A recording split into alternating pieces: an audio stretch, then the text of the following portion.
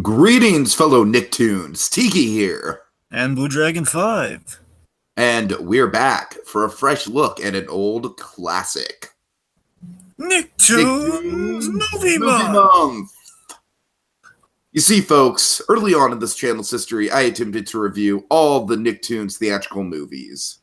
It did not go well. Tiki was missing one key ingredient: a co-host. So with years of experience under our belts and the nostalgia for these memories burning brighter than ever, we thought this would be the best time to cover 4 of the most iconic Nickelodeon movies. And tonight, we're talking about the end of the Class B Cuspo era of theatrical animation, the Wild Thornberrys movie on NickToons Movie Month! Nick. Nickelodeon. Wow, it was going so well until I remembered that was your line. Yeah. We were like in an A territory, and I dropped us down to like a B minus. Yeah, you just can't wait to get to the end of this, can you? You're waiting to get to your part.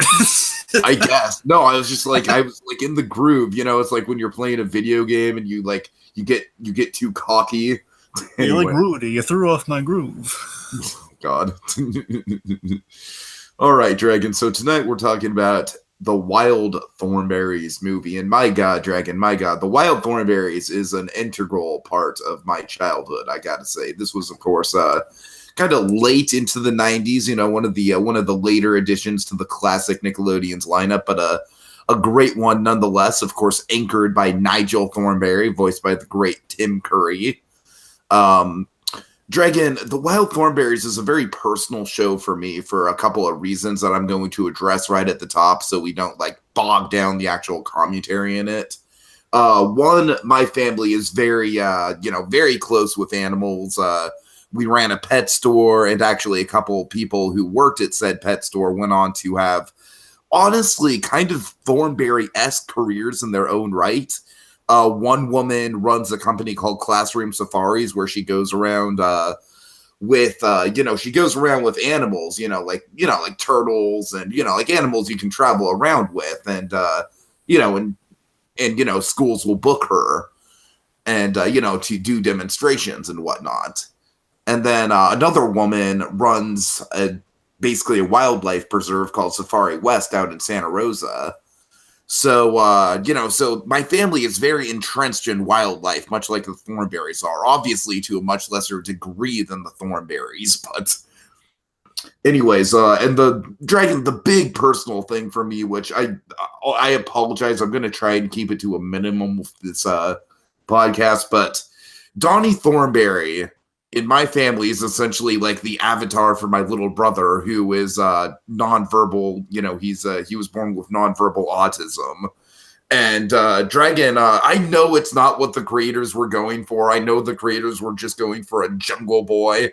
But I just gotta say, like, the way that Donnie is designed with the hair and just his mannerisms and everything, it's my little brother at age 12. It's spot on. It's like, to this day, Donnie Thornberry will always be my little brother. I kind of get choked up just thinking about it in a way.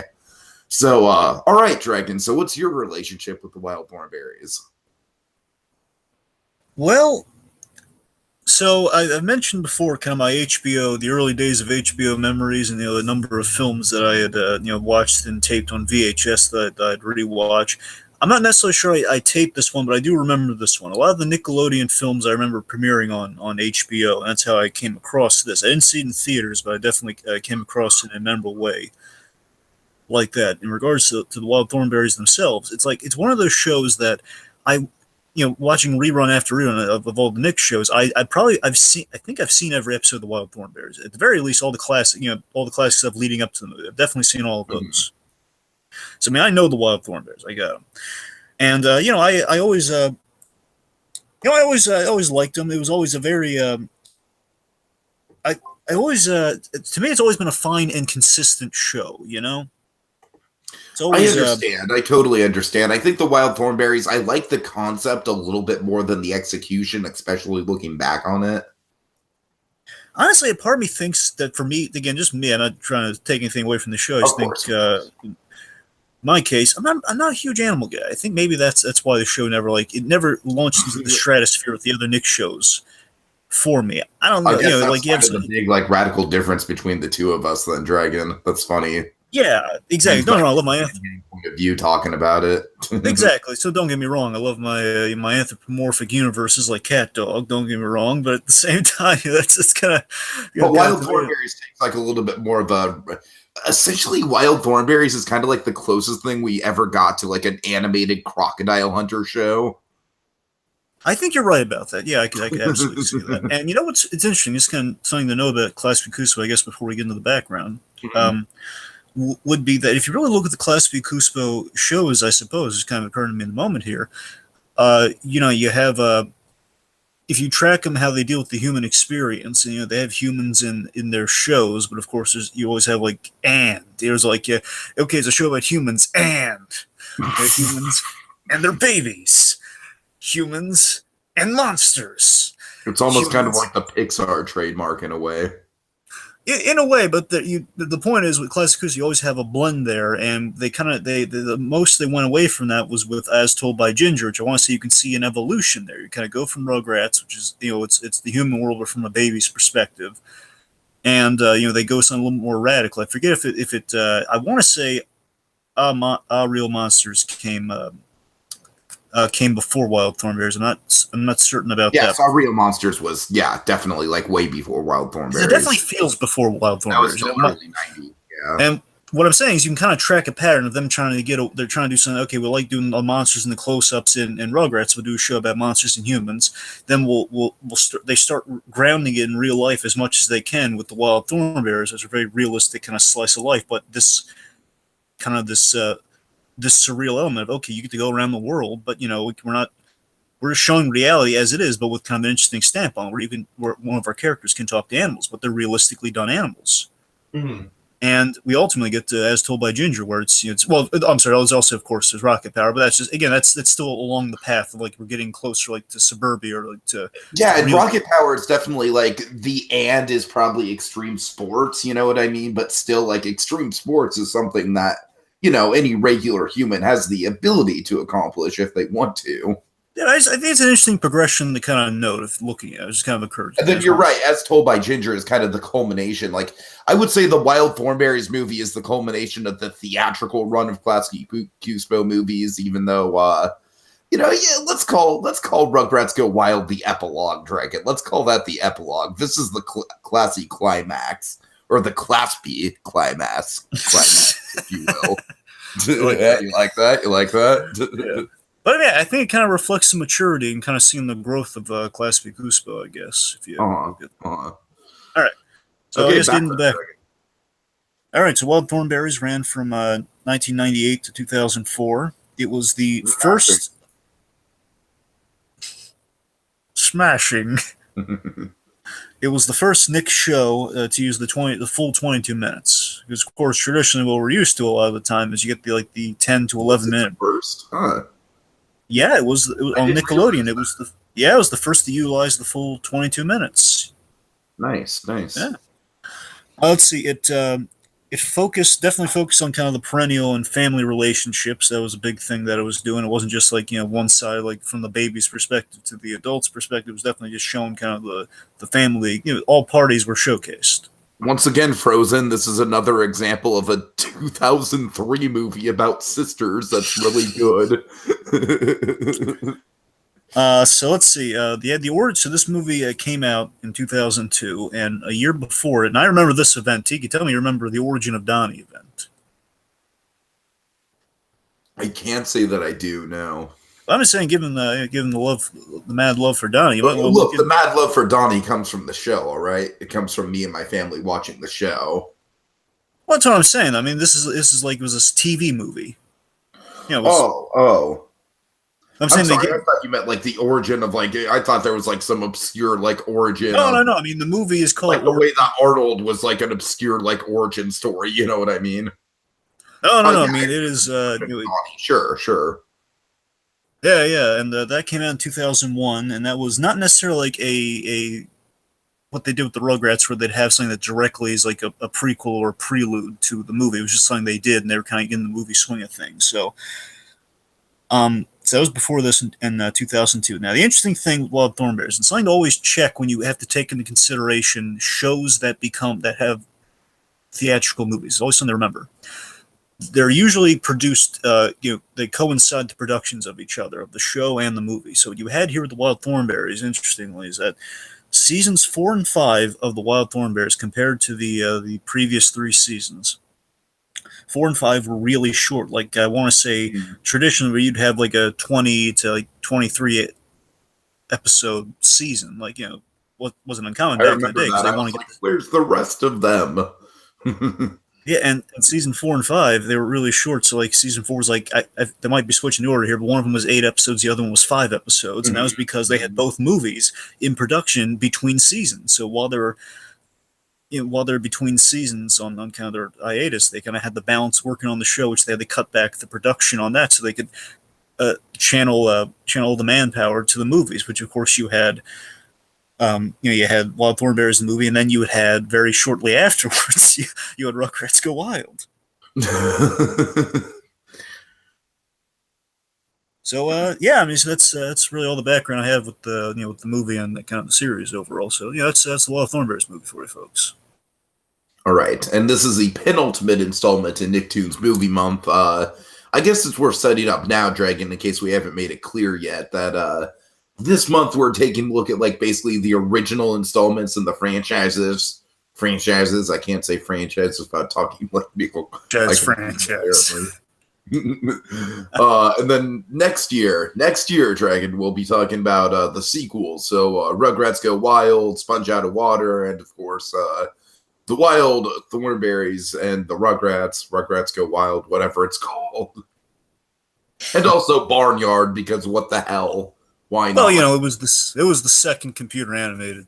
Yeah, well, you know what, Dragon? I have my expectations set high that I'm actually going to enjoy it better than Jimmy Neutron. Oh, come on. That's kind of the game I'm playing with Barnyard, because I dislike Jimmy Neutron. I dislike Jimmy Neutron almost as much as Amanda Bynes doesn't like dill pickles. Well, let's just so we don't stymie ourselves here. I just want to keep the door, let's crack open here, saying, we might not have to wait till next year, but we'll just say, doors cracked open. You never know. Fair enough. Yeah. It's like a little Nickelodeon doors. You have a little crack there, a little crack open. Little crack. It's kind of like there's a little orange glow emanating from it.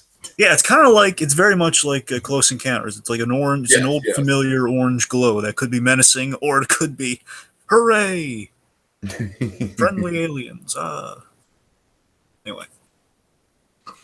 All right, folks. So we will be doing this commentary as a podcast, meaning that if you want to follow along with us, you're more than welcome to get your copy out and get your timestamp to timestamp 000. Set everything up. But if you don't have a copy and you want to just listen to it, I'm sure it'll be a fun conversation regardless. Dragon, this is a very mixed bag of a movie, so there's some very high highs and some very low lows, so I'm very excited to break it all down. Okay. All right. You ready to go? Should I do the countdown as Nigel? Sure, and of course, folks, we go on go, so when Nigel says go, that's when you press play. If you want to follow along, or just that's when we start to kick things off here. Okay. All right, folks. Oh, God, I can't do it, Dragon. Would you like me to? Yes, please. I'm starting to develop a cold, too, so that's, go ahead, Dragon. Smashing. Marianne, get the camera. Okay. Smashing. All right. 1, 2, 3, go! No, Paramount. Okay, let's not do it as not. Yeah. Dragon, I would like to do an in-character commentary someday. I once flirted with the notion of doing the first episode of Breaking Bad as God. Once it did not pan out. I think I could do it as Miss Piggy, because I think I do Miss Piggy the best out of any character that we do. Let's get on point here. We got a claymation doll. Is it claymation or is it CG? It looks very claymation. I want to say it's claymation. I mean, claymation kind of fits with the Nickelodeon style. I'll be very impressed if it's claymation. So Dragon, I love this opening. This opening really surprised me on a rewatch. I don't know about you. Um, that we regrets here, where we have an opening, one where we basically Thornberrys opening sequence, and we make it theatrical and kind of we give a tease of what Thornberrys with true money behind it looks like. You know, we have these really cool looking camera angles, and we kind of change the aspect ratio almost. Yeah, it was so neat to see in the theaters, Dragon. I just remember this. Just the high. This movie kind of bombed at the box office. I want to say it didn't do that well, but I just remember going in and I was hyped for it. I remember seeing the poster, like the poster that we're seeing in the root image here. The tagline, the great tagline, and and Nigel sitting with Eliza in the trees, and then seeing in the theaters, and we're getting all this great stuff that we remember from the show. But it's like you said, it's in a different aspect ratio. It's very, very exciting. Very good build up there.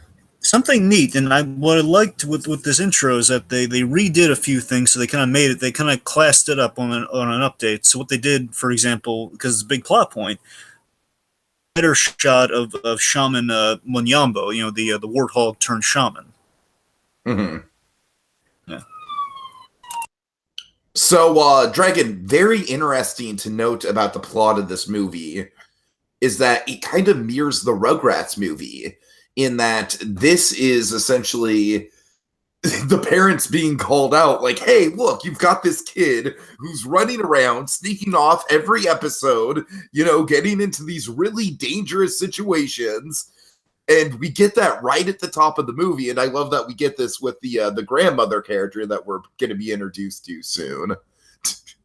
So I'm just tickled by that, Dragon. I'm tickled by the, of course, the fact that the Rugrats movie is, is the first Class B Cuspo movie, of course, and this, as I said, is sort of the, Rugrats Go Wild being sort of the fun epilogue, and this being the serious, the serious climax.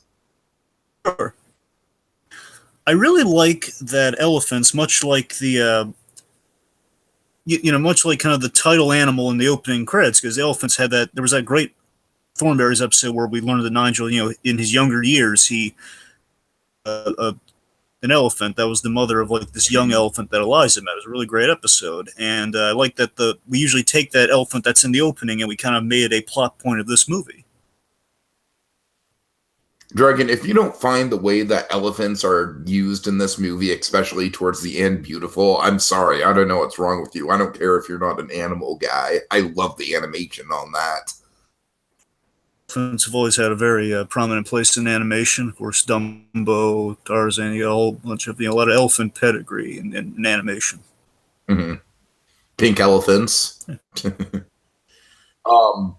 By the way, Cree Summers cameo. I've always loved Tom Kane as Darwin. It's one of my Tom Kane, if I'm being honest. Tom Kane's such a good actor. He really is. So what do you think of Grand Mumsy?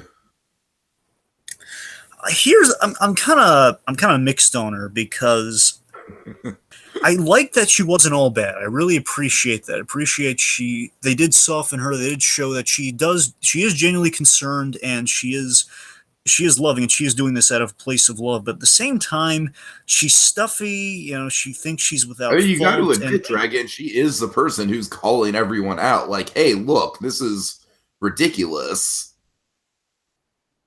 True, and that's the thing. Like, she has a point, but at the same time,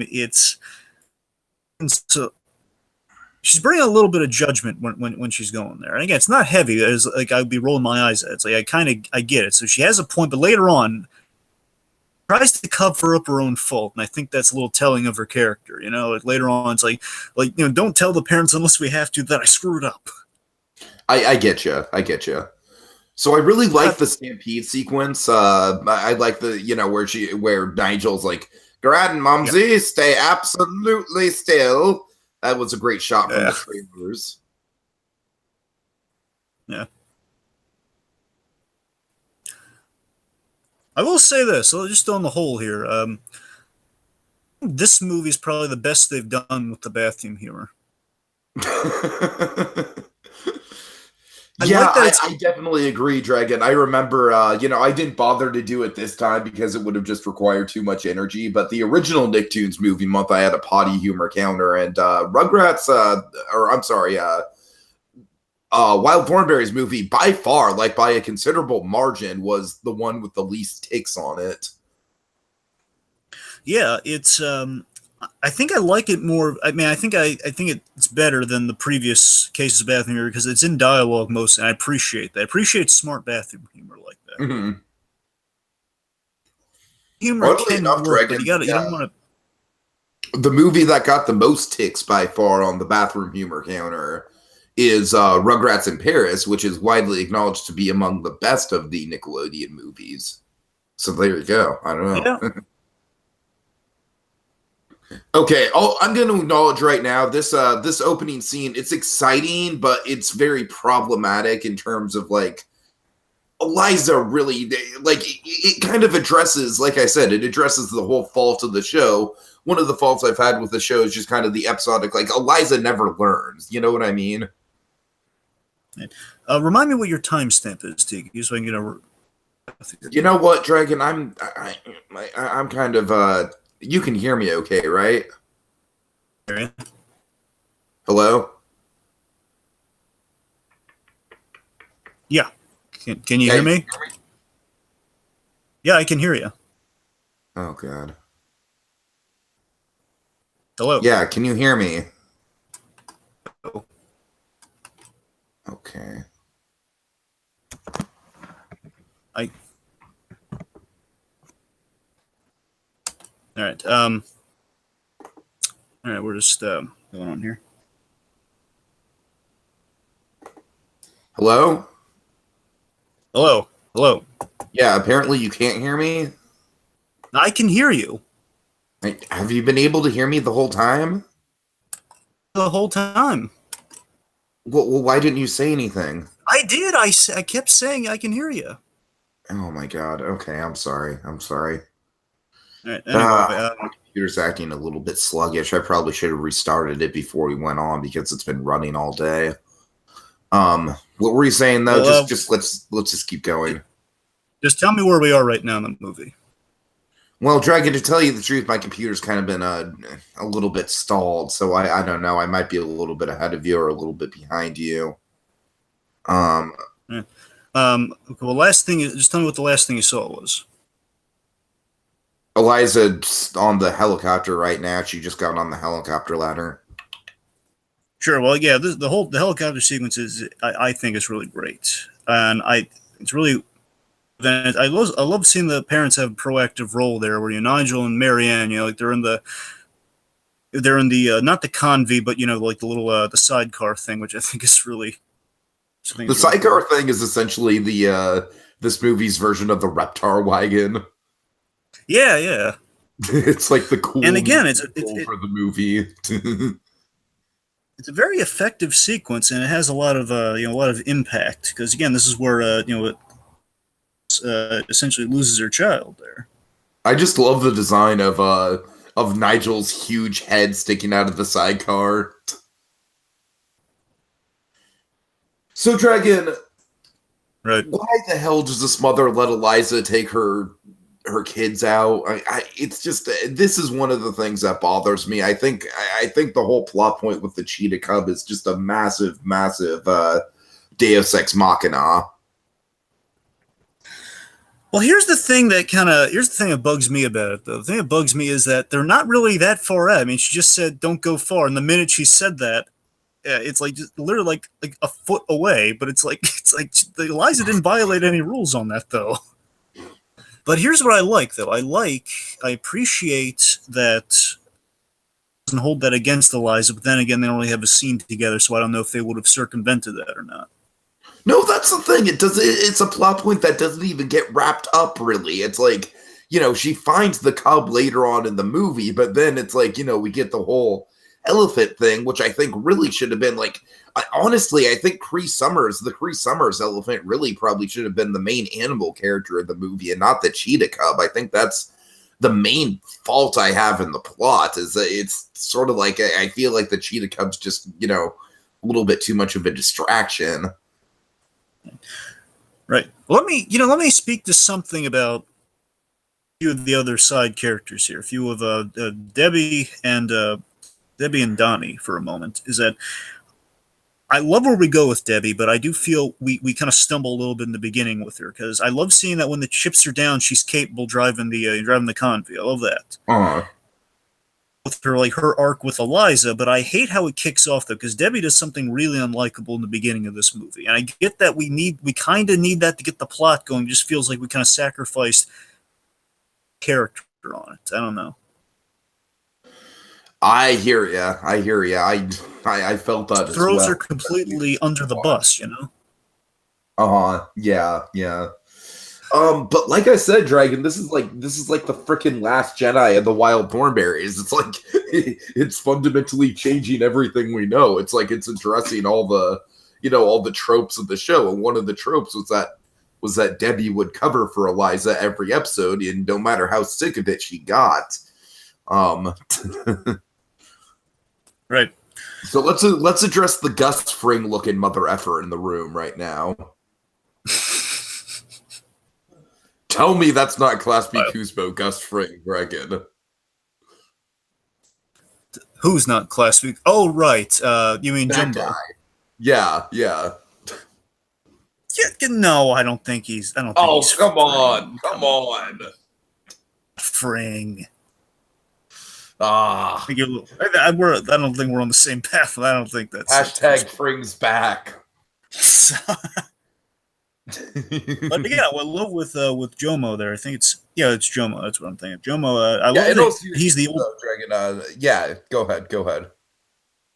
Love Jomo because he's from the main elephant centric episode that connects the elephant thing of this movie, where he was the old friend of Nigel's who remembered that he's the guy who protected the elephant from poachers. Mm-hmm. Yeah. I love the idea of Nigel just having this, this buddy. Yeah. From back in the day. Mm-hmm. It's like his Eduardo in a way. I get that. That comparison, I think, is much more apt. Yeah. Look, he's not a Gus Fring in terms of character, obviously, Dragon. I'm just saying in terms of like the design. Yeah, but still, the glasses and the balding hair. I mean, look, I see where you're getting it from. I don't see it personally. I don't really, All right, fair enough. Gray, the teeth are a little bigger. I don't see it. Well, yeah, the teeth are a little bigger, obviously. Do you know what company we're talking about?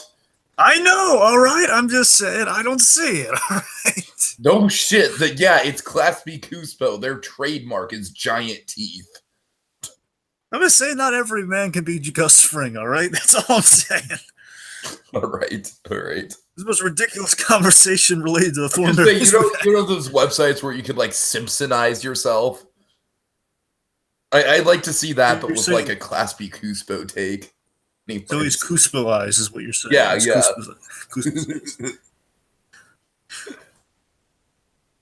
All right. Well, here's what I'm saying. I think the boarding school is like the new. Yeah. Boarding school is the nuclear option, It is, but like I said, I think it does, like, in a real context, Dragon. Think about it. Like, okay, let's address this in the context of the Irwin family, right? Like, if Binti Sue Irwin were out just romping around with rhinos and elephants and wild animals while Steve and Harry Irwin were filming their nature documentaries, do you think for a second that there was any chance that Binti Sue Irwin would not be taken away? You know what?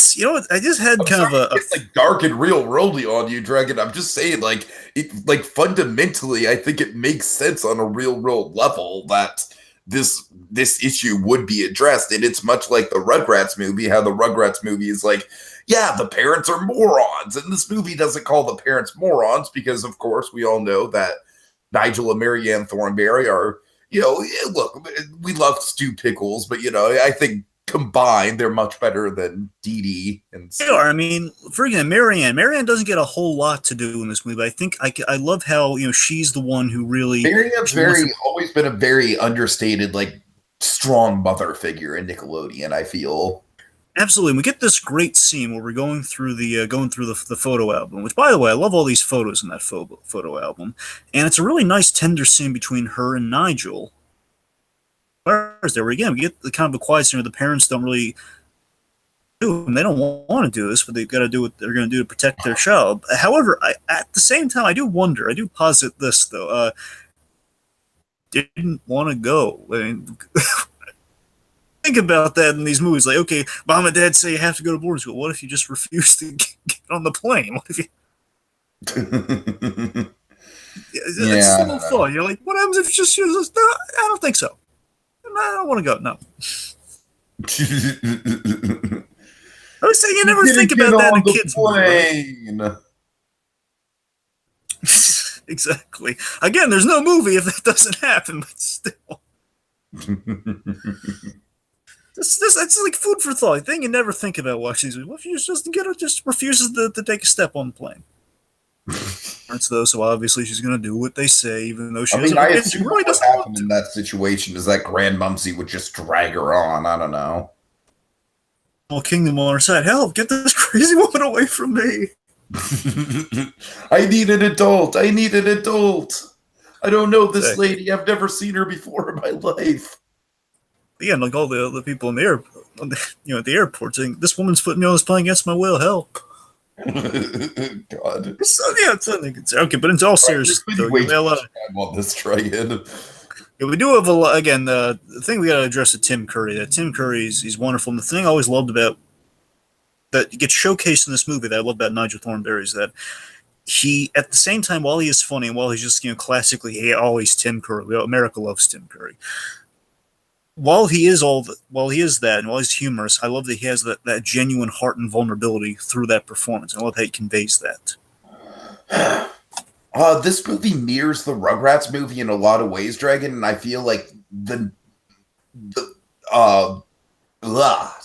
fatherly dynamic is one of them. The same way that, like, much like we saw that Stu Pickles gave the watch to Tommy in the Rugrats movie, the same thing we see with the gift with Nigel here. Yeah. I love that. There's this great gag, and I love this. I totally forgot about this until the rewatch. The fact that Nigel Thorne is such a good guy. The fact that he got a medal for bravery, and he writes off the fact that he saves students from the burning building, and I love that. I love that in the character. He doesn't view that as like a big accomplishment. He just did, and he got a medal for it. It's awesome, and it's so understated. It's great. Mm-hmm. Yeah. So what do you think of the early 2000s soundtrack in this movie, much like any other NickToons movie? I don't know. It's kind of I think the music fits this one well. I don't know. I don't know what it is. It just kind of fits. I agree. It fits it better than most NickToons movies. Like I mean, it definitely is a time capsule, but it's a time capsule in kind of a refreshing sort of way where it's like, yeah, that goes with the mood. It's not just forced in there. So again, Debbie in the beginning, basically Act 1 Debbie, I really can't stand because this whole thing, like, these are the things I want you to get me while you're there. I'd flip her off. I was like, no, screw you. I'm not getting you anything. You just want to send me to boarding school. Screw you.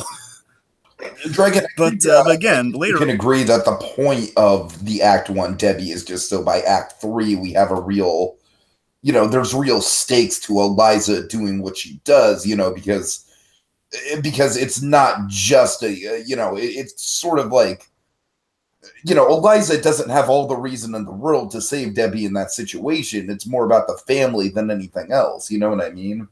I guess you're right about that, but I don't know. Like, just honestly, it just boils down to the scene where she just kind of blurts it out. And again, it does get us all. That's why I'm mixed on it. I guess I don't. I guess at the Well, end of the day, tell I'm me, more okay, mixed. tell me it's again. I'm kind of arguing for the realism of this movie, but tell me it's not a realistic teenager thing to do to blurt something out in the moment. When you're super angry about something. It's not to say that she wasn't really angry at her because Eliza didn't do anything to her. She's just being mean for mean's sake in that moment, though. Just And like here's another thing frustrated. that bothers me about this movie, Dragon. Why the hell do they not send Debbie to boarding school? Like, I think Debbie has a good point. Like, is it just because they need Debbie to be Donnie's babysitter? Like, why can't Saying, Grandpa? I mean, that's I'm sorry, go ahead. with the whole boarding school plot line. So honestly, for you, were the cheetah things you're kind of stroll. For me, it's the boarding school stuff. Even though it's not all bad. I'm just saying, just in terms of necessity, it's like the boarding schools. It just feels like we need to get Eliza out of the story, then we need to bring her back. And how are we going to do that? Boarding school? Yeah, not everyone's going to boarding school. Logically, that's where I'm. Right. I And hear you. honestly, that Debbie moment, I think, just because it's so intrinsically linked to that boarding school plotline, maybe I'm projecting a lot of that onto her, but at the same time, it just feels like she's never had a problem with it in the series, and now all of a sudden she's just like, hey, Eliza's been doing this stuff, and it's. And I don't know, but on the other side of it, though, to say some nice stuff about Debbie, though, again, I will say is fantastic. Just in case we skirt over that, again, the theatrical kind of I think theatrical this is the scope best animated Nicktoons movie, Dragon, out of all of them. it is very up there. It's in the top three. I'll give you that much. It's in the top three Uh, for the best animated Nick films and films. And I will say, I think Debbie looks the best that she has in any of the Wild Thornberrys episodes in this movie. I think Debbie's the most on model. I think she looks great mhm. in this movie. And I do like. Here's what I appreciate with the boarding school stuff. So it's not all gloom and doom about it. I love that she's approaching boarding school on the first kind of walk up to it, like like she's entering a real animalistic environment. It's kind of the animalistic microcosm uh, school, kind of like like someone entering a prison or something. Almost, it's like, okay, this is like where the real animal world is. There's like a hierarchy of the system that she can adapt to any natural environment, but not like a man-made environment. to me, there's a very Roald Dahl feel to the boarding school stuff, which I appreciate. Yeah. It's almost kind of like a Matilda vibe, especially with the Sarah character. Like the Sarah character is just so over the top mean that I kind of enjoy it. Like to me, it doesn't really fit the tone of the rest of the movie, but it's still fun. You know what I mean? Honestly, with Sarah, I'm not super down on her. But here's the thing, though, man. I love the last gag with Sarah. The last gag with Sarah is great. It's like, for me, it's just where I'm at with her is that she's not really the best representation of the British. She's really Well, yeah, snobby. I'll agree with It's you like there. well, I mean, honestly, if you look at a lot of the other characters, again, I love how Eliza. My favorite stuff with the boarding school is I love Eliza. We subvert the trope of Eliza. She befriends boarding school by just telling the truth, telling her stories, which are amazing, and Which then you makes can track total them. sense because her story is awesome and her family is awesome and she is awesome. And by the way, I kind of buried, I guess I buried the lead on this, but I just want to make sure I get it in there. One of my favorite elements of this movie, and something that kind of shows that it has a great representation of the Wild Thornberrys show, which is always important with a Nicktoons film, all the events that are mentioned in this movie, to my recollection, to what I could just kind of skim over and kind of refreshing myself, all happened in the show. All of them. So all You're the right. things she's referencing, Yeah. you can trace it back. Yeah. And The Wild Thornberrys is a show where it didn't exactly it kind of falls into a middle ground where it was like a little bit before As Told by Ginger. Like As Told by Ginger was definitely the most continuity driven of the early pre-Avatar Nicktoon shows. You're right But about that. Wild Thornberrys was up there in terms of there were events that would happen that would be referenced within each other. It Yeah. wouldn't just all be bottle episodes. Mostly by Debbie. Debbie had like an offhanded gag where she says, "Oh yes, Eliza, she does this." I remember when she did that sort of thing. Right. remember the Komodo dragon. I love they referenced I love the Komodo dragon episode. I like that they mentioned that. Yeah, yeah, yeah, yeah. But again, with Darwin, though, I just wanted to mention this because, of course, I do very much enjoy Darwin, despite the dark humor on Christmas in July. I do Oh, like Darwin. I'll God. make it clear, all right? But I think it's funny how good old Darwin he finally gets what he's wanted, civilization. He's Dragon, not that's man. why you can't hate the boarding school stuff. I Like, know that's like Darwin, it's like pearl levels of fun. You know what I mean? again, that's what I'm saying. Again, I don't hate the boarding school stuff. I just feel I feel like it's forced. That's all I'm saying. It's It forced. feels It's like not it's bad. It's just out of place with the rest of the movie. Like I said, that's kind of the main issue with it. I don't think it's bad in its own right. yeah. All right. Again, like that's the only real. Honestly, that's the only real knock I could give against the movie. We have forced elements, and that's not a bad thing, but it's noticeable. You know. To tell you the truth, do you think the movie would have worked better if they would have reversed roles and Debbie and Donnie would have gone to the civilized world and Darwin and Eliza would have stayed in the jungle the whole time? I don't think it's that simple, Tiki. I don't think it's like that simple a reversal. But then again, Donnie and Well, the I'm just saying it would have, of course, it would have required, sort of a reconstruction of the movie. You probably would have had to start, you would have had to change a few things here and there. But I'm just saying, like, I don't know. I'm just saying, I would like to see Debbie, like, thrive in a social situation. like what I could really, I mean, yeah, what you're saying there. I mean, at the same time though, I love Debbie interacting with the village in this movie. Oh, That's where that's a lot of fun, Dragon. Here's the thing. I just wish that would have yeah, come earlier in the movie. I don't think that gets enough screen time. I like what we do with that you're right plot. about that. Sure. With that's getting the classic Debbie stuff that I loved in the show, and we do that again towards the third act, like getting as we get close to the third act, like just everything but Act One Debbie's. That's where we're getting the classic stuff with her, which is okay. That's why I like that character. All right, Mhm.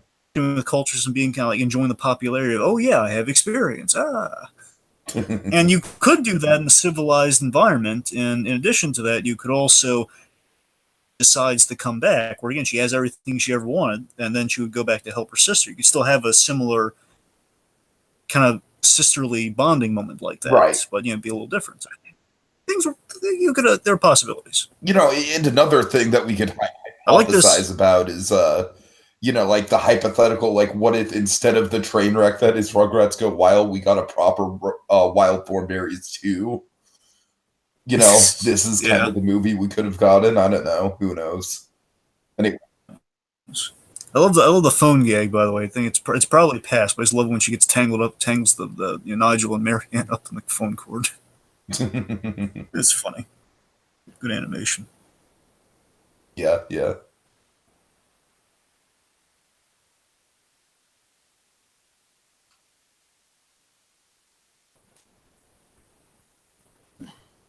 So I like Eliza interacting with the different animals of different cultures throughout the movie. I think that's a nice touch. By the way, fun fact: John Kazir and Charles O'Shaughnessy, I'm sorry, Shaughnessy. I think Shaughnessy. That's Mr. Sheffield from The Nanny, and John Kazir, who was the Crypt Keeper as well as Deadpool in a few video games. So those are who the squirrels are on Helium, or pitched up, I guess. So it's like a British actor, by the way. Again, Charles Shaughnessy. Old. I'm sorry. Again, What this. now? Yeah, Mr. Sheffield, from The Nanny. Oh yeah, yeah. My bad. My bad. I thought you. Anyways, go ahead. Oh yeah, so this, of course, this is the big bonding scene. Here this is what I'm talking about. This is just it's great. It's a boarding school shown in an unconventional light, where okay, instead of just everyone being kind of snobby to each other, just being like in their own worlds, it's like the main thing of boarding school we think of is Scrooge from Christmas Carol. Like, oh yeah, I just went there, it's all lonely. It's, oh, they're my old schoolmates, and they all left me for the holidays. In this case, Seth MacFarlane, he's got a lot of boarding school nightmares. He has some horror stories from boarding school. But yeah, it's really nice. And I love how they all bond. And later on, they after the friends she's made here, she Eliza wins him over with the Cub story. With the I think that's why I also have less of a problem Oh with the. no, poor Tally. Yeah, poor Tally. Yeah, we do get a little Poor repetitive with Deus the Ex Tally thing. Machina. I think we definitely get a little repetitive with the whole Tally thing before we get to the Oh boarding yeah, school. big time, big time. Because Eliza, we get it. You gotta save Tally, but we get it. You don't need to keep keep repeating. And by the way, I applaud the use of Tom Jones. Right, Let's right. say I don't know. It's just so fitting. Tom. It's not the fact that they just used Tom Jones. The fact that they paired it with Darwin that just works for me. Well, it very much Cheap fits with Darwin's song, but it personality. It's works. yeah. Go ahead. Yeah. No. That's it. The fact that it just fits Darwin so well as Tom Jones because it's a cheap song pull, but something about it works. Mhm. Yeah. By the way, Class B Cuspe, they love a good food fight. I'm just remembering that episode of the Rugrats where you have Tommy goes to school with a big food fight. Must be big Animal House fans there at Class B Cuspe.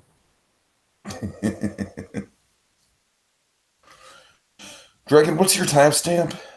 Well, bear in mind, I'm kind of flying in fog here, but I'm at the. I just got to 31. I just got to the dream scene. Okay, well, I got to catch up a little bit, but let's just say we'll go with the dream scene. Okay. Yeah, sorry, folks. This is like Mike. It seems like the copy Yeah, that I'm using. Go ahead. we're having some technical issues, folks. Bear with us. But again, we're keeping the conversation, so I think so far we're doing okay. Yeah, I think exactly. As long as we kind of stick scene by scene and not moment to moment, we should be fine. So yeah, it's a really trippy. In the scene, I love the backgrounds and everything. It's the waviness. I do wonder this though, Tiki, and this is my theory with this trippy dream sequence. It's a cool sequence. I wonder how much of it is her gift, like her power, versus just her guilt. I wonder how much of it is her subconscious versus it might be her ability. It's like the Force Dragon. We don't know. Gift works. God. Yeah. So ultimately, what we do with Eliza, I really love here with the roommate, where she after this dream stirs her. I love that she uses the girl's ego against her, and I love that that's my favorite part of this Sarah clause. Perfect. Yeah, Because yeah. again, it's like the mutually beneficial situation where okay, you don't like me, I need to get out of here, so you use your vast prep school money, buy me a ticket. I get out of here. I'll take my ape and leave. And Eliza has always been kind of like a mixed bag of a character for me, where she has moments of cleverness, Dragon. Of course, she's a very thoughtful character. She's a very adventurous character, which I appreciate. I appreciate her quirkiness. At the same time, like I said, Eliza Thornberry is a character where she never seems to learn her lesson, and that's sort of the main thing. And this movie, I guess, is the lesson, but then again, we have similar issues pop up like in seasons 4 and 5. So it's like I don't know. I'll have to go back and watch some season 4 and 5 episodes and see if the ramifications of the movie really hold much water. But like to me, the problem with the Wild Thornberrys as a show is kind of like the repetitious nature of like, oh no, Eliza's going out of her way to help an animal when she should really just kind of like not stick her nose in it. Yep, Like, and what we do make things worse, and this movie is a good example of it. certainly. However, again, I want to make it clear though, Tiki. Again, Aquila was not her fault because those poachers were coming regardless, and they were in proximity. I mean, honestly, here's what I will say this to Eliza. The one thing of blame I do put on her though, it's not really like something she could have really thought in the moment of, I guess, but would have thought. I don't know if I don't know, but it's that the poachers, they're not going to kidnap the girl. They're going to kidnap the animals. So she should have somehow, stayed. Basically, she could have stayed behind while just ushering them to go off. Basically, making sure the slowest one out of the lot, Aquila, wouldn't have been the slowpoke that got caught. Basically, said, okay, go. I don't know. It's like the only thing I really think she could have done in that situation. Aside from that, it's not really, are coming. Poachers be crazy, so to speak. Anyways, let's speak to the adventure element of Act 2, which I love, Dragon. I think Act 2 is when this movie really starts to pick up.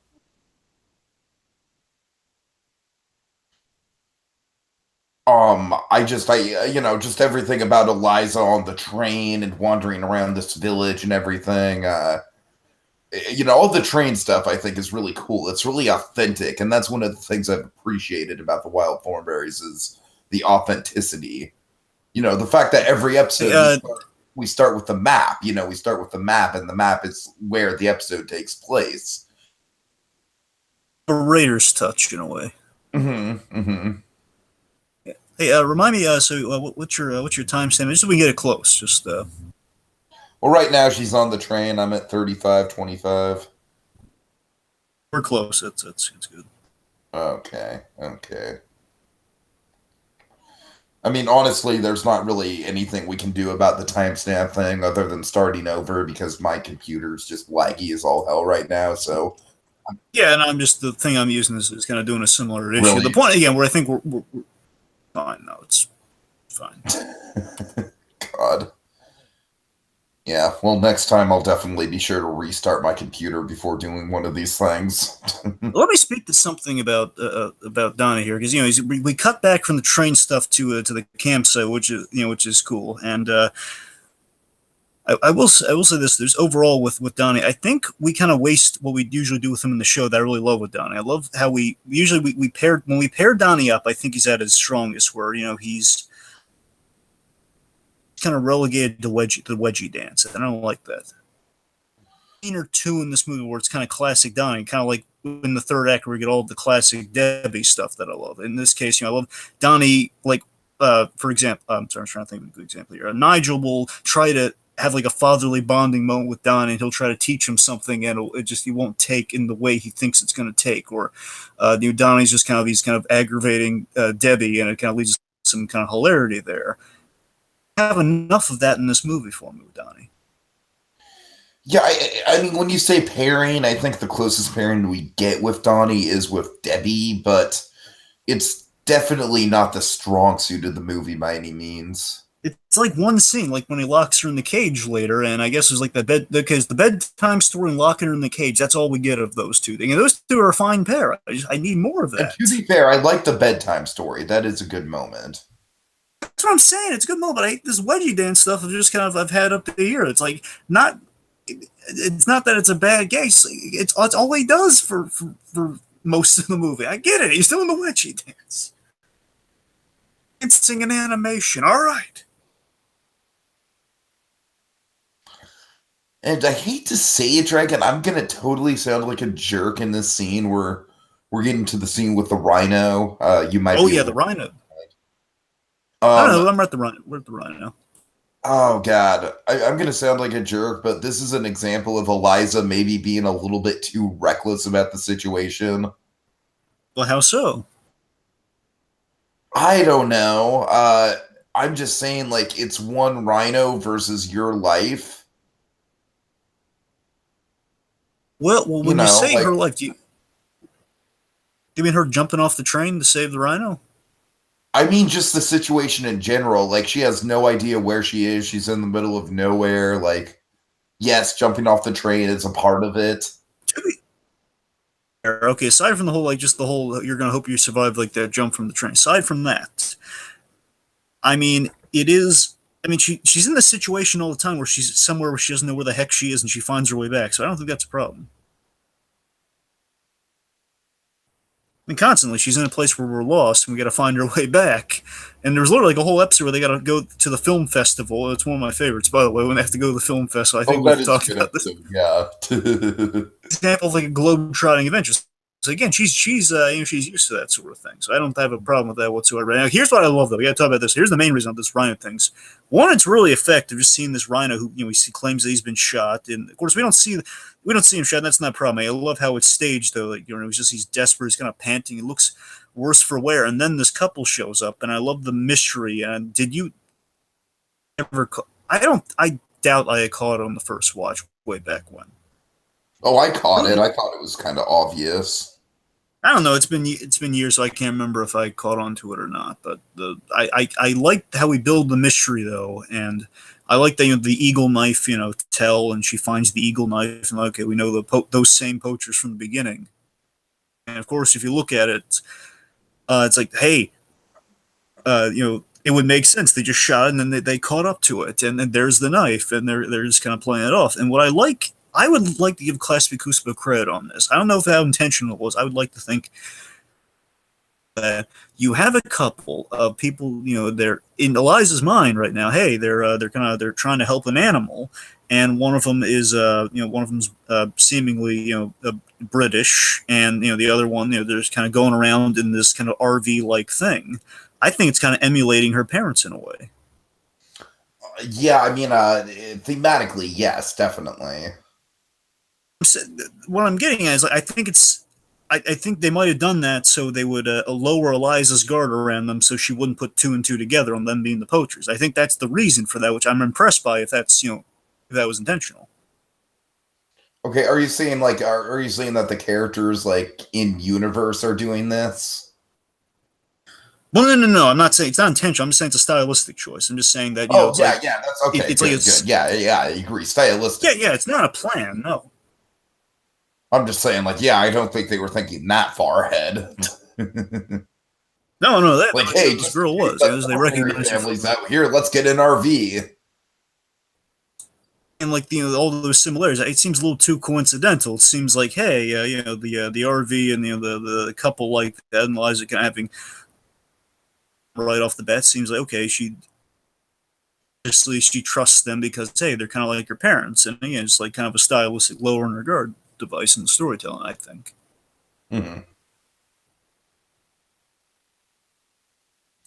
So, really quick, just Donnie in his pajamas is the closest thing that we have to Donnie as my little brother, just design-wise. Right. It's impeccable. It's absolutely impeccable. I think Debbie's great in this scene here. Where again, this is the Debbie I love, man. She's she's the Beanstalk story. She's reading a teen magazine. Yeah, but she's making it up though. So she's kind of there, but at the same time, she's kind of not. And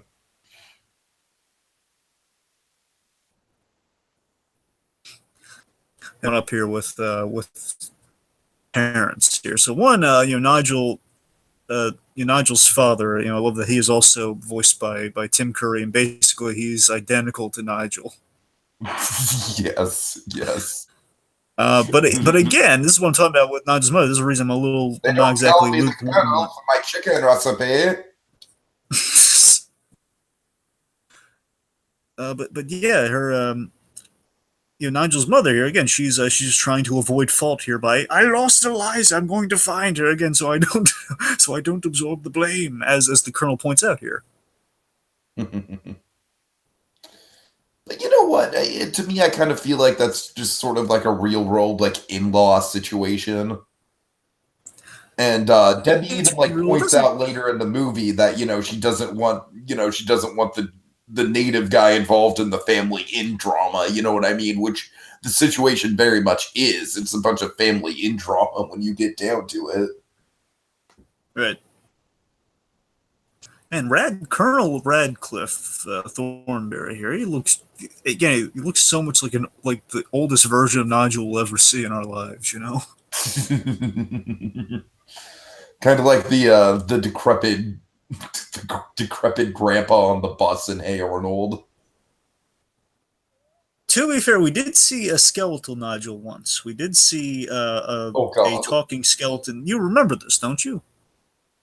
Vaguely. The Christmas they did these claymations, like these stop motion and promotional Christmas things, these bumpers, like the 12 Days of Nickmas. And one of the shorts was they did kind of Frosty the Snowman, but with Patrick, Jimmy Neutron, and the gang. They they made a snowman that came to life, and it was Patrick as a snowman. Nigel Thornberry was the narrator, and at the end they went to the future because the idea is the snowman never died because of the scientific hat that Jimmy made to bring him to life. And at the end, Nigel was, he was a because he was long dead, but he was a talking skeleton, but it was Nigel Thornberry. Dead Nigel Thornberry talking. Crazy.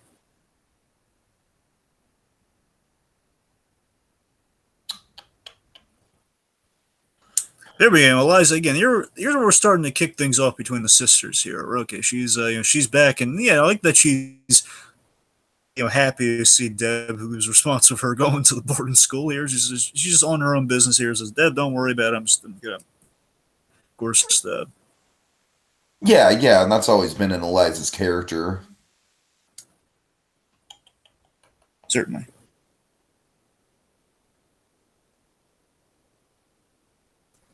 Of course, if the old folks want to sleep in this here, leg is killing me.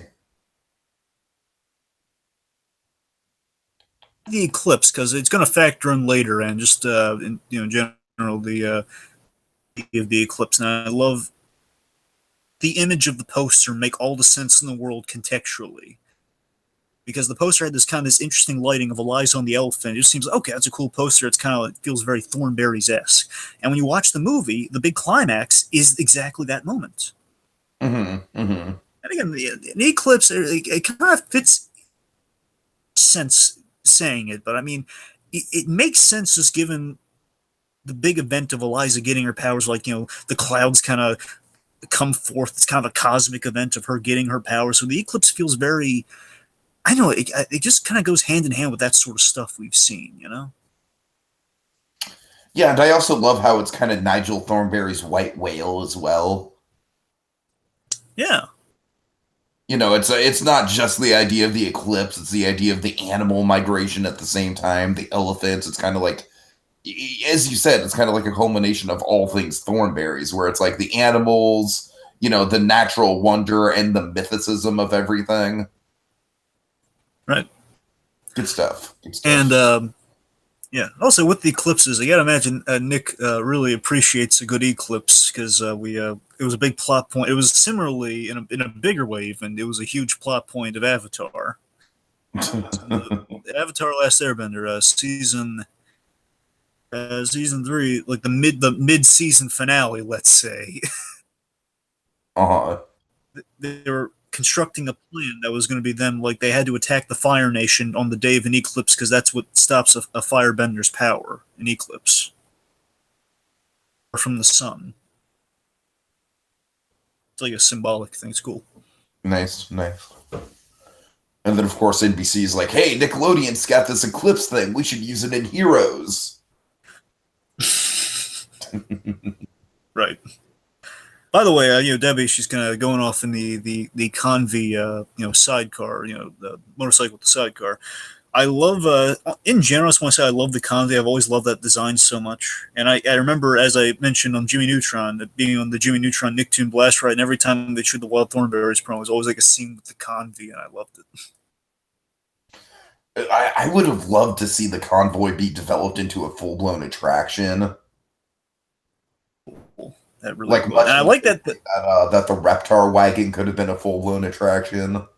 I like that the Convy also has like an appearance within the ride. So like the Wild Thornberrys are there; they're not like a main part you go to in the ride. But we're on the Nick lot. The idea is like the Nickelodeon lot.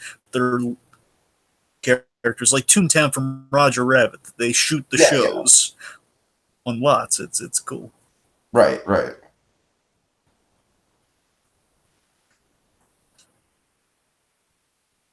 This nose gag is kind of funny with Nigel's father here through the map at a certain point. It's just kind of funny. But I love how capable the Thornberry family is, all of them. I love that Nigel's father being a colonel, he can triangulate on a map, and Nigel knows that his father is going to be able to do this if he just gives him the coordinates, because they're all very, very capable, those Thornberrys. Yeah, and that's the thing. This movie is definitely, in spite of the in-family drama, it's a movie about a family coming together and kicking ass, really. Build to them all being whole and together again. So like you separate them in the beginning, and then by the end, everyone is, Mhm.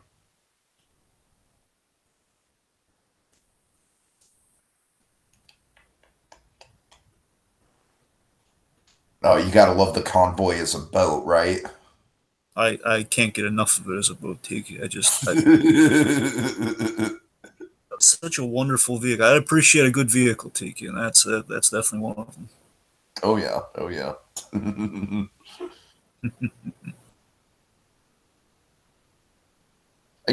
One of the things about the wild thornberries that's always fascinated me is just the lifestyle of it all. You know what I mean? Just the whole idea of like the whole Thornberry's life being a constant road trip, essentially, like a constant adventure. You know, and I love the idea of them being documentarians. You know, sort of bringing wildlife to the masses. It's such a rich premise. Like to me, the whole premise of the show almost would have been even better without the talking animals, because I think the talking animals to me has always been sort of like the weakest element, because it was always the most contrived and Deus Ex Machina esque. Like the animals were really just the plot point. But to me, the heart of the Wild Right. Thornberries was just the whole idea of the adventure and the nature documentarian element. You're right about that. Yeah, I've always loved the documentary thing. One, because I'm a big documentary fan, but I mean, aside from that, it's just gives the parents an interesting job, and of course, I love that everyone has a job. Again, Debbie is the babysitter. Liza, she's very into it, and she helps it any way she can. And of course, Marianne, she's well, as we saw at the beginning of this film, where Nigel, he's the has the knowledge, and he's the documentary voice essentially. He's the narrator, and Marianne always the camera woman. Mm-hmm.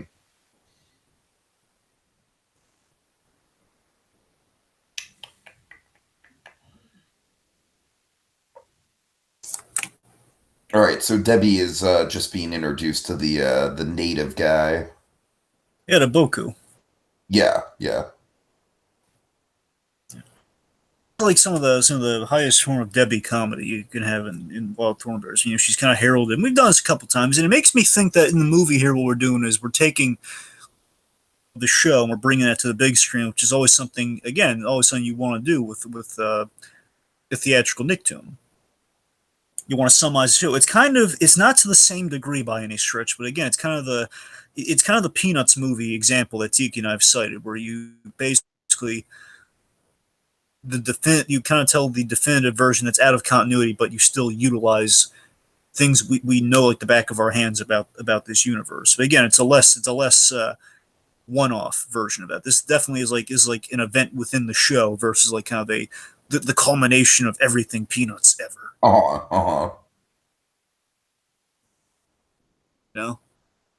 I still think the sequel to the Peanuts movie should be a holiday movie. No, we'll see. Again, that depends if they even want to do a sequel. Again, that's kind of again they hit it really good on one note, on like a oneer. Yeah, we'll see.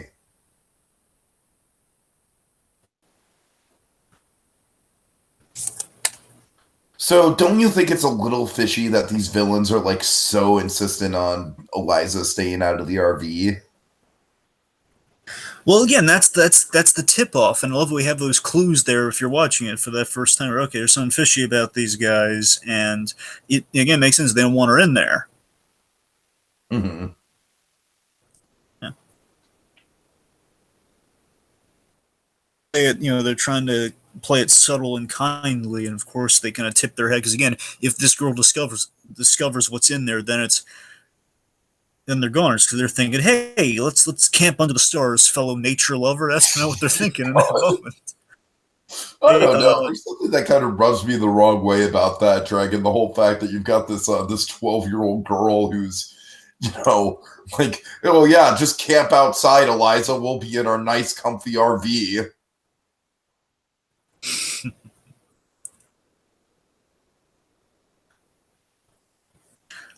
by the way, the voices of our poachers, Rupert Everett and Marissa Tomei. Yeah, yeah, some high caliber talent there. And there's a hilarious observation I had during this Rupert Everett. Rupert Everett, I know him for two things. I think a lot of us know him for two things in particular. One, Prince Charming from the Shrek films. Uh-huh. I think a lot of people nostalgically know him for, and what I know him for, and what I kind of noticed the parallel in this movie, Dr. Claw from the Oh Inspector Gadget God. movie. The reason I point that out is because what we build to in the big climax is that he is yelling at our hero in a helicopter, just like the climax of Inspector Gadget. Right, The right. good guy in a helicopter is shouting, just shouting. So yeah. Well, by the way, just speaking of the helicopter stuff, because of course I like the whole full circle kind of bookend of that helicopter Yeah, yeah, sequence. I was going to mention that. Yeah, it works really well. Yeah, and well, in addition to that, I mean, I know I'm sure you appreciated definitely got a rescuers down under vibe from the poachers and the way those sequences were staged. How do you feel about the bad guys? You get kind of a rescuers down under vibe with it. Dragon, I'm not, for the life of me, I'm not going to say they're as strong of a villain as Mick Leach, because I think Mick Leach is like, to me, Mick Leach is a top 5 Disney villain. I mean, I love Mick Leach. Having, Well, sure. I'm just saying with like kind of the I mean, I think the tone of the movie in general is very Rescuers Down Under-esque. And yeah, you're right. The RV and everything. Yes. I know. I just don't think they're as charismatic as Mick Leach. well, sure. I mean more like visually and tonally because we're in kind of like we're in the wild and we have you kind of that theatrical 2D animation style. The kind of more comfy version of the caps that we had back in the day. Like I said, honestly, I just think the movie as a whole kind of feels a bit like Rescuers Down Under. It's not just the villains. I mean, to me, I think the fact that the villains are poachers are more just, to do with like the adventure and wildlife genre as a whole. More than comparing the individual villains. But yeah, I mean, in general, this is a very Rescuers Down Under-esque movie in a way. Especially because no one saw this movie in theaters. I know how that feels with Mask of the Phantasm. Oh, Believe me. yeah. Phantasm and Iron Giant. But, those two very also both Warner's productions. So absolutely, those Warner's had worse luck than Nickelodeon did with getting butts and seats. I'll tell you that much. Uh, this was that they could not market their movies to save their lives. Their marketing was terrible. Yeah, Iron Quest for Giant, Camelot. Iron Giant trailer. The Iron Giant trailer was terrible. Really? I showed you the. I should. I hope you did. You ever watch that? You watched the Giant stream, right? That Iron Giant documentary. Yes. I Rewatch mean, it. Some it's really good. Dragon, you know I have a shitty memory. Come on now, you're putting me on the spot. One is, folks, check it out. One, it's a great documentary. Even if you watch it, you'll see what I'm talking about. That trailer was awful. That's like how you do not market an animated film. It's like Oh. heavy metal. It's the Iron Giant. Yeah. Oh yeah, I think no, it's not from the documentary, but just from childhood. It's coming back to me a little bit. Yeah. Did they use Bad to the Bone? It was something really. I don't even think it was that good. I don't think they used a song that good. I think it was just generic bad rock music. Oh God. So we saved the Deus Ex Machina. And honestly, I forget what even happens with Tally after this point because it's like he kind of drops off of the plot. Oh wait, I know. Tally though. I'm sorry. Go ahead. Nice to say about Tally. Tally is voiced by Kimberly Brooks. And Kimberly Brooks, wealth of really good roles, and honestly, she's done a few Batman voices. She in the Arkham games, she was Oracle. She was Oracle in the Arkham games, and she was Oracle in the Arkham games, and she was in Mystery of the Batwoman. She played Kathy Duquesne in the Mystery of the Batwoman. Uh-huh. Little fun fact there. But I think you'll know her best, Steve. You'll know her best as she's Jasper from Steven Universe. Oh, yeah, sure. Little fun fact. Right? Yeah.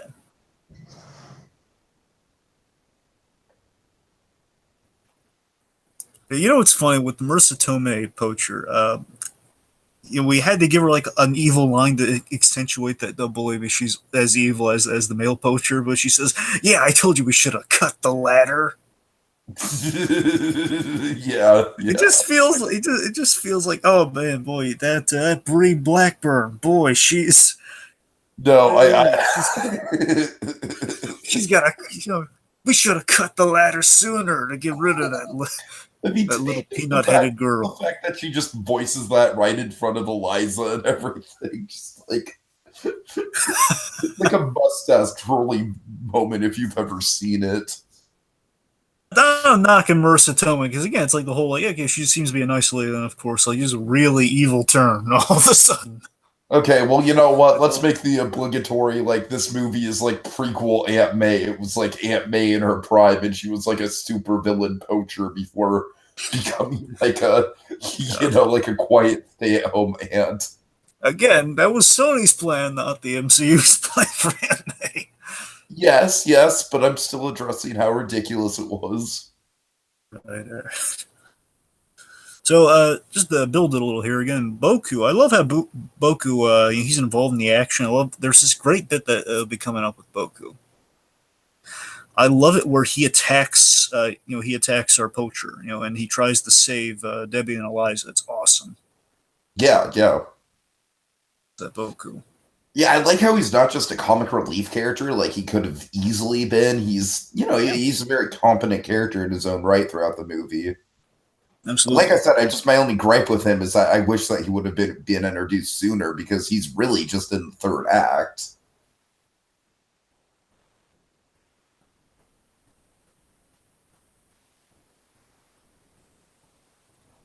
Yeah. I'm not sure if it's past or not, but we definitely we had a big Eliza Darwin confrontation. We had a big basically their issues kind of boiled to the surface. Mm-hmm. Basically, Darwin's kind of confronting Eliza, but you're always throwing yourself in these dangerous situations. Now look where we're at now. Of course, Darwin's kind of Eliza's Alfred for all intents and purposes. That's really kind of what Darwin's role is. He's the basically he's a less useful Alfred. That's really what Darwin is. He's like just kind of like. I've always seen Darwin as more Eliza's C-3PO. Well, sure, C-3PO is He's definitely Alfred's far more useful than C-3PO. Especially like with C-3PO, especially just the whole like, oh no, we can't do this. Just sort of like the pessimistic like. Anyways. C-3PO, very much like C-3PO, it's like, we keep him around because we kind of like him, we won't tell him to his face that we like him, Do we need him? I gotta say, out of all the big, like, game changer moments in these NickToons movies, this one might be the one that had the biggest connotation throughout the actual series. Certainly, yeah, because in those seasons that followed this, she knew, she was in on it. Debbie knew. Mm-hmm. Big. I mean, I guess maybe besides like Rugrats in Paris with Chaz and Kimmy and short of adding new characters, it's a big game change. It's a big change in status quo, most assuredly. Yeah, it's definitely the biggest status quo changer, like you said, outside of the new character changes for sure. I will say this: I do appreciate the smartness of our poachers realizing, okay, how do you know this stuff? Just kind of groaning about it. Mm-hmm. At the same time, though, and again, it's like a little logic thing, kind of like the whole, well, what if Eliza doesn't go? Similar thing here. What if Eliza just lies? If she makes something up? I mean, I guess that she just couldn't think of anything good, but it's like, literally, Eliza, just tell him anything, but you can talk to animals. He's not even going to believe you can talk to animals, first and foremost. I mean, exactly. Eliza, the point exactly. What I'm getting at is, it is like Eli would probably have a better chance of saving Debbie in that situation. It's like, I'll use an example of Better Call Saul because it's on my mind lately. I'll use an example where it's like you tell Tuco, that you're a lawyer. It's not going to get you out of trouble. He's too stupid to believe you. In that case, you gotta like, oh yes, I'm a FBI agent. We're on to you. It's called Kingbreaker. I'm the king, man. It's that sort of thing. Tell him anything he wants to hear.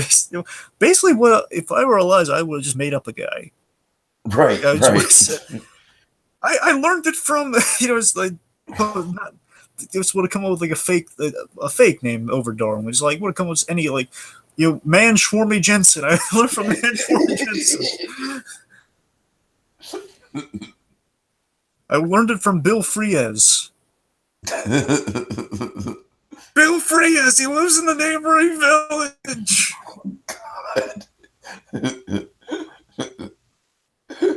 Something, but honestly, what it boils down to is they were counting on some luck on that because if it wasn't for like the light, I would imagine Liza maybe expected a light show to come from the truth, and that saved Debbie. That's the only reason I could think that she told the truth.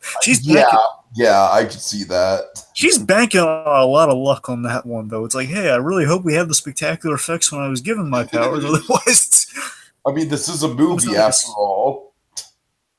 Yeah, I really hope we have in the budget. Otherwise, Debbie's a goner. I really hope this isn't the Hey Arnold movie where it's technically a TV budget. Yeah, well, at least Debbie didn't just forget after the news was spoken. God. Oh. Ugh. Eliza, what was that? Oh, nothing. Okay, let's just go on with our business. And like an equivalent, not obviously not directly, there's not like the Superman kiss. We can give her like amnesia after it was done. Right. But I mean, it's a big sacrifice that Eliza does for her sister there, and of course, it leads to a really strong scene of bonding where I love the reality of Debbie processing Eliza's loss and regret in the moment of like, oh my god, my sister, she had this spectacular thing and she gave it up to save me, and it adds a lot of dimension to the relationship. So I love that it was changed to the show, changed the status quo for novelty's sake. It wasn't just like, hey, it's finally the answer to the will they, won't they with Arnold and Helga. We're actually gonna, make a meal out of this. We're actually gonna, do stuff with this. This is substance. This is growth for the sisters. And unlike Rugrats, where adding those characters was ultimately harmful for the show, I think ultimately Wild Thornberrys, like the endings of the Wild Thornberrys, like I really don't remember it going off on a low note by any stretch.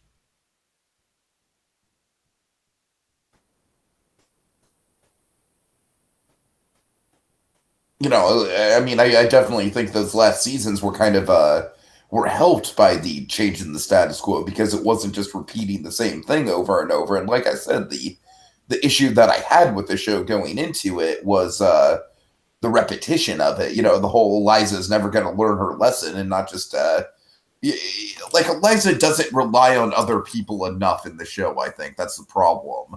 And so essentially making Debbie a part of Eliza's adventures is, sort of something that counteracts that problem a little bit. What I like with Eliza's arc in this movie, here's what I really like about what we do. I really like how Eliza's back to where she was in the pilot, where she was still influenced by her parents and that she helped animals even without her ability to speak to them. And I love how Debbie ultimately reminds her of that quality. Someone who's known her all her life and who can kind of spell it out for her, like, hey, you were helping animals way before you could talk to them. I didn't even know you could talk to them. Mm-hmm.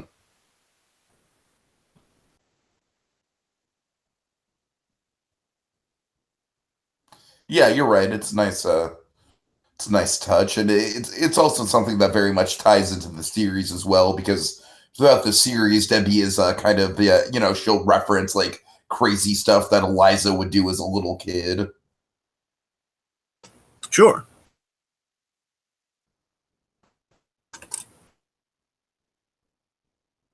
All right, so like you said, Dragon, I think this climax with the elephants, it's like, it's perfect to me. It's absolutely like it's a crescendo. It's like it's ultimately like everything about like Class B Cuspo animation, kind of like, like at a high point. It's like the blue meth of Class B Cuspo. I'll give you that. It's kind of a phantasm sequence for Wild Thornberrys. Yeah, for sure. Something you would see on a climax of an episode of Wild Thornberrys, but it's with that cinematic scope, scale, and rendering of a phantasm. Mm-hmm. So I like the stakes too. Like the scope, the stakes. So many elephants. The situation. Of course. I love that we don't. But I love how we don't screw around. That those elephants will die. They'll be electrocuted. If they don't die from the electrocution, they'll be shot, robbed of their tusk, and die. Mhm. That danger is absolutely present. And again, I love how that. I'm reading into it here. I would like to. You get a bit of it here. I like to think this is taking Nigel back to the day that adventure he had early in his youth with that elephant. Where it's like, oh my god, elephants of all things are in peril here from poachers. It's like my past coming back to home, and we got to act now, man. Sure, sure. I love how the villains are just so gung-ho about it. It's like, all these elephants must die, god damn it. Yes. Thank goodness there aren't any crows around, or we'd. That's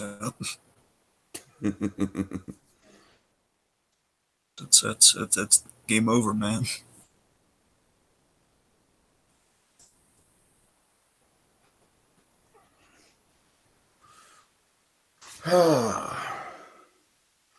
And of course, the whole, thematically, this whole finale is, oh, Eliza, you didn't need your powers all along. It's all about the power of nonverbal communication. Huzzah!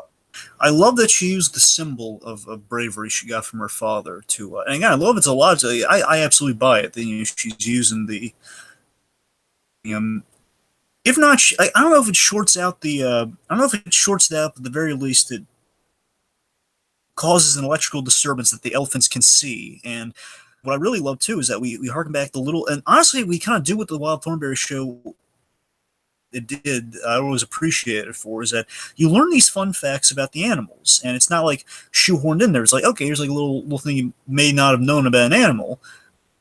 Elephant behind the ears and it'll turn. Like those little tidbits and all the something she learned at the beginning of this movie, along with that little metal bravery thing, really saved the day. She's using things that she learned, not the ability to talk animals. She's using things that she learned and the influence of her family is the lesson. And it doesn't feel hackneyed, it doesn't feel forced. It feels natural over like, oh, she learned the value of family. Right. Yeah. So as you were mentioning earlier about the kind of bookend element of the finale with the with the helicopter. Right.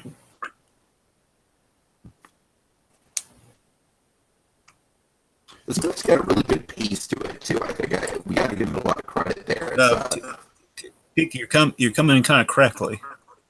Well, shit, I don't know what to tell you. Do you want me to go out and come back in? If you could, yes. Yeah, sorry. Shit, man. I am sorry. Okay.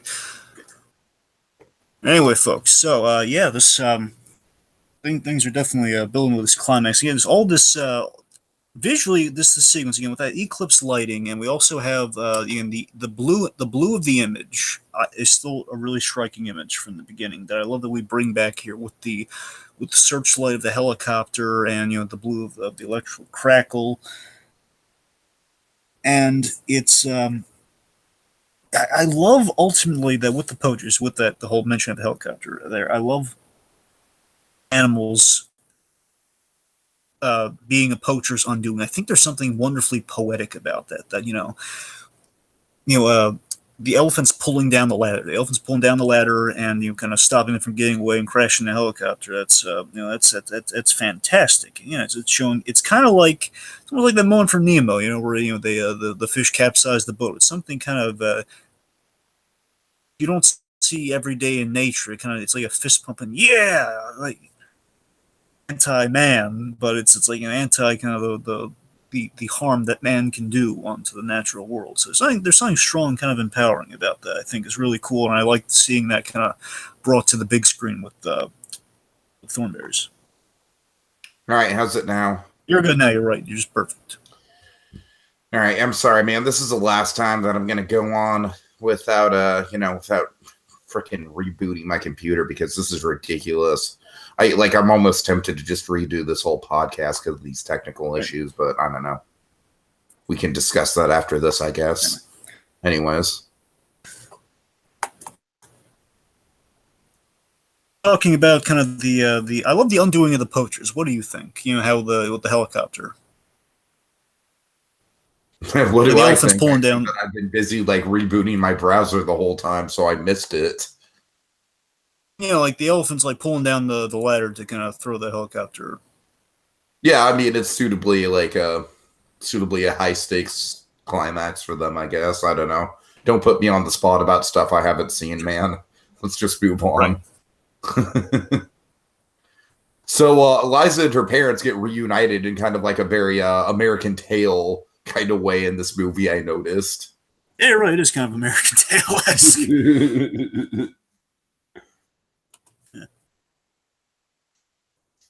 So I think this friend moment is very sweet with Debbie and Boko. It is. It is.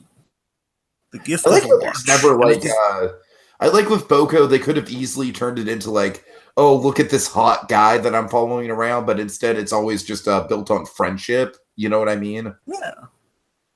Again, it shows you that Debbie learns a little something. Sure, That's always sure. important. Debbie learned a little something. And again, she Yeah. does grow, of course, with the with the arc with her, and yeah. Also, there was a beautiful moment where after I love the moment that with her and Nigel, her and Nigel, where Nigel is interpreting where Nigel's interpreting the thank you from the elephant. But I think I'm jumping a little ahead there. Something we should definitely mention. It's really I like how Eliza earned her powers back, and how we reveal Shaman Munyambo. I love the reveal of that, and we do this great underwater shot. She's in the water and she kind of surfaces front. I think that's one of the most. I think it's the best composed shot in the whole movie, if I'm being honest. I mean, the eclipse shot's great, and the elephant thing that's great. But I still love that. We go from the surface of water. It's Cuspo animation on big screen. I'm so dazzled by, short of all the stuff we saw in the Rugrats. Oh yeah. Oh yeah. So I love that we earned her power back in a non-cliche way. It's not just like, okay, we have to set the series right. It just feels like, okay, she proved her merit with the lesson of the movie, and then her first conversation is with her pal. Yeah, essentially it's it's like you were able to do this great thing without your power. Yeah. And again, it builds that beautiful moment of this again, like Nigel, even though he can't speak to animals, and now Eliza can. It doesn't matter in that moment though, because the elephant delivers the medal, and Nigel can interpret a thank you from that. And it's father and daughter who both, again, Eliza is so influenced by Nigel in this series. She is her father's. She's her father's daughter. Where Debbie, if Debbie applied herself more, she would absolutely be Mary Ann, and that's kind of where Yeah, those. yeah, totally, totally. That's really where the parent-child kind of dynamic really goes with in that family, and I like that. It just kind of signifies. It's a shame we didn't have. I feel if Marianne had a little. Marianne, if she had a little bit more to do, again, that's maybe if we trim the boarding school stuff. I'm not going to say get rid of it. I'm just saying we never know. If we had more time with Marianne, maybe we could have accentuated that, because we showed how she interacts with Deb, where they have like some snarky remarks to each other. They get each other. That's the closest we got to that sort of moment. We get a sense that, okay, they know they're on the same wavelength there. Uh-huh. Just Marianne's more positive versus Debbie's cynicism. But I And at love the the same time, as resolution. we've already addressed, Marianne is definitely the more pragmatic of the two parents. Certainly, there's always been a focus on the matriarch in the Nick series. I've kind of noticed that there's very much a matriarchal influence in the Nick series. There's always like the strong woman behind the man, or like it's either the strong or the suffering woman behind the man. A lot of the time in Nick. Yes, a lot of the time, not all of the time. Even with Dee Dee, I'm just saying they sell it like she's the suffering woman. I'm not saying it's just. I'm just saying Dragon, I'm that's the way literally just trying to set you off with Dee Dee. It's fine. I'm just saying it's whether it's right or not. I'm just saying that's how they play it. That's the reason I don't Sure, like it in that sure. case. I love the baboon mind game. I love the how it's the ultimate way of like, okay, we had this growth. She knows the secret. I don't know if I can keep it secret, Eliza. And the shaman did say, can your sister keep a secret? And you gotta wonder. I think it's Eliza messing with her. That's what I think it is. But you never know. Maybe there is a baboon clause there. Yeah, I don't know.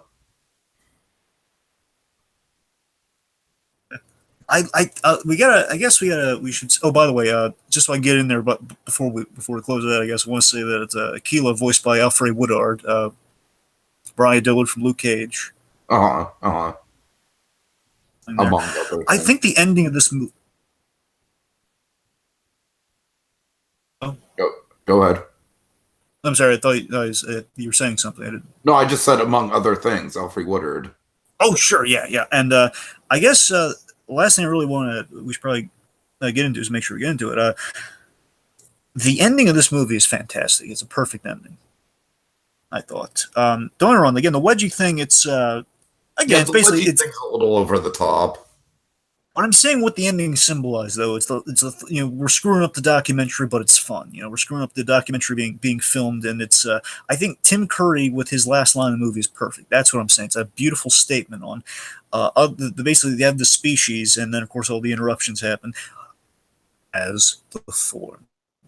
Honestly, for me, I know the Thornberrys did get a finale. I can't remember for the life of me what the finale was for them, like how it was the episode. It's funny that you mentioned that because I can't either.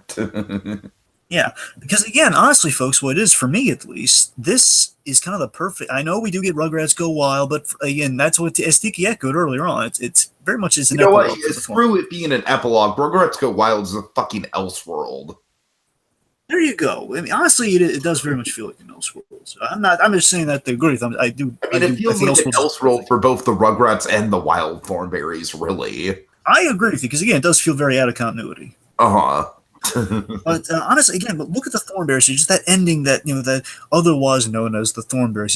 He says it so lovingly. It's like a perfect snapshot of who they are. It's for me, that's where the series really should end. It's like that's a perfect note of like it goes full circle. We have the intro to the series at the very top of it. It just feels like a perfect summation of what of what this show is. It feels like a proper send off. I just feel that emphatically in that ending. Yeah, definitely. Yeah. All right, Dragon. So I guess as the credits roll, what are your final thoughts? Go ahead. For me, it feels like a very warranted event movie for the Thornberrys. There are a few plot points that are forced as we've kind of gone over, but there's heart there. There's a lot of reverence for the material, which is greatly appreciated. It's not perfect, and again, it's not necessarily flawed either. That's the thing. It's not flawed, but it's not perfect. But it's that high quality theatrical treatment of the source material. You can't the series again. I can't recall the series' finale, but this just feels like the right ending for it. It feels like a great progression in the story. It feels like a necessary story. It feels like it's a good movie while also being a good big chapter, if not a closing chapter, of the Thornberrys series. So this definitely feels like a great movie that is linked with the TV show versus something that's just like a statement on a TV show. You know what I mean? Yeah, sure. That's where I'm coming down. So again, I think the Thornberrys, if I had to boil it down to a sentence, like the Wild Thornberrys, the Wild Thornberrys movie is a fine picture. It's a fine animated picture. I definitely I think it's among the best of the Nickelodeon movies. I definitely think it's the most underrated for sure. Because no one really talks about it. It just slips under the radar. But as you said, it's got kind of like that Mask of the Phantasm blue meth quality to it, where the animation I think is just stunning in some respects. I love the scope of this movie. I love the sense of adventure. It very much is, like we're accomplishing in what is essentially amounts to like maybe 4 episodes of the show. The scope, the grand scale of one singular adventure, where it is sort of the similar idea of like, yeah, it's an episode of the show, but stretched out to feature length, but it's done in such a good way, in such a classy way. I think the 2 strong core elements of the movie are Liza's relationship with Nigel and with Debbie, and I think both those relationships pay off really well and, give the character development a lot of meaning. And as we said, it ties into the continuity of the show in a very consistent way. And it also has meaningful long-term impacts on the continuity of the show. So overall, I think this is a very strong, very, very underappreciated movie. It's the Rescuers Down Under of the Nickelodeon lineup, for whatever the hell that's worth. There you go. All right, let's see. Are we kind of wrapped up a little early here? Well, I guess, do you want to kind of tease the next one, Dragon? Do you want to give a big Sure, build up to it since it's the finale? sure. So, folks, boy oh boy, we've definitely had a hootenanny with this.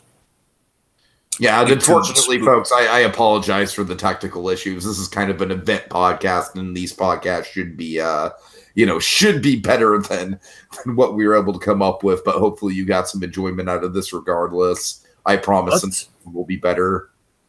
But like the like the Wild Thornberrys themselves, like the ending of this movie, things didn't necessarily go right, but hey, it's a great ride. It's something sentimental about the. I'm not saying ineptitude in a negative way to you, because I can't think of a good words. I'm going to say ineptitude. It's not a negative reflection on you. I just want to make that clear. I'm not trying to be mean with that. No, but to be fair, it is all my fault because I should have restarted my damn computer. I acknowledge that. Yeah. Anyway, so folks, boy oh boy, NickToons Movie Month. It's been a blast.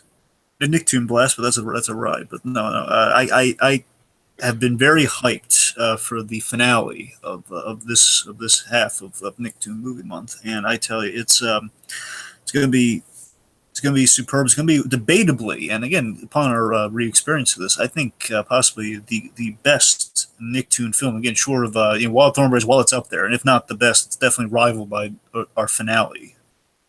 Oh, yeah, I mean, I would say Wild Thornberrys is probably the most classy of them, but our finale is definitely the most consistent. Yes, and debatably one of the best, one of the most consistent. It's great. It's been highly anticipated. It's a film that we all, even the creator itself. Wait, Greg, you probably tease it up the way that the movie itself teases it up. Do you want to do that? Well, you might have to lead me through it, but sure. Okay, imagine, if you will, folks, a pirate ship. Yes, a pirate ship along the vast widening sea. Filled with There's a little ding. with the roughest, toughest, most dirty scoundrel crew that you could ever hope to find. These guys aren't bubble blowing double babies by any stretch. And then from the crow's nest, we see something, Dragon. We see something. We spot someone. We spy a man in the most important dinghy in cinematic animated history. This man in a dinghy, he's riding up, and again, it's a triumphant. There's a triumphant line in the air as he comes close, and he reboards the ship, and he brings with him a chest. Bountiful. Yes. They open that chest, and Tiki, what do they find in the chest? What mystical wonder of the seven seas do they find in the chest? Tickets to the SpongeBob movie! Ah! That's right, folks. We're talking the SpongeBob SquarePants movie. A movie that even Steven Hillenburg says, so good we should end it there. And we're going to see if that holds any water next time. Oh man, Dragon! In all my years, I tell you, that opening with the pirates, it tickles my funny bone. It's such a good way, Dragon. It's so well done. Even the most rough and tumble pirates can't get enough of their SpongeBob. All right. Well, that's all for now, folks. Join us next time as we make like a sponge and absorb more awesome Nicktoons nostalgia on NickToons Movie Month. Nick. Nickelodeon. Smashing.